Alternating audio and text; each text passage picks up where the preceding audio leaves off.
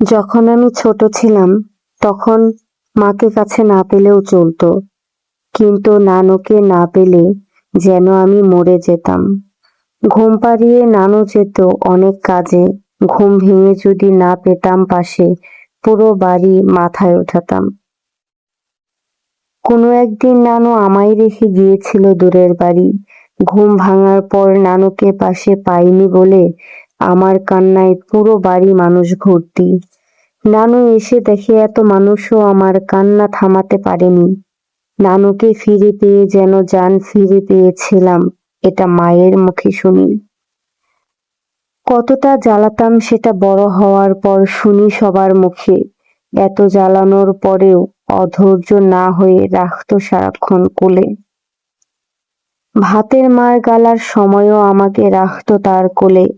সে দিনগুলোর কথা শুনলে জল চলে আসে দু চোখের কোণে। উঠান ঝাড়ু দেওয়ার সময়ও রাখতো পিঠের উপরে, যেন আমার কষ্ট না হয় নামাতো না মাটিতে, কারণ আমি নানুর আঁচল ধরে রাখতাম সারাটা সময় জুড়ে। গরমের রাতে হাত পাখার বাতাস আর হাতে পায়ে চুলকুনি সবই করে দিত রাত জেগে। দিনভর হাজার কাজের ভিড়েও আমার খেয়াল রাখতো ভীষণ করে। তার ক্ষুধা লাগলেও আগে আমাকে খাওয়াতো নিজে হাতে। কত শত জিনিস কিনে দিত আমার মুখে হাসি ফোটাতে। একদিন নানু আমাকে আমাদের বাড়ি রেখে তার বাড়ি চলে গিয়েছিল। সেদিন শীতল পাটির উপর হাত পা ছুটে কান্না করতে করতে পা কেটে রক্ত বের হয়েছিল। নানু শুনতে পেয়ে ঠিকই আবার নিয়ে গিয়েছিল তার সাথে। যখন এই ঘটনাটা মনে পড়ে তখন মনে হয় আবার ছোট হয়ে যাই আর চলি নানুর পায়ে পায়ে। আমার নানার কথা বলি চলো এবার। সেও তো রাখতো সব আবদার।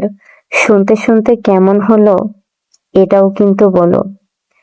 নানার সাথে বৃহস্পতিবারের হাটে যেতাম মাসকলাইয়ের ডাল আর গুড়ের জিলাপি কিনতে।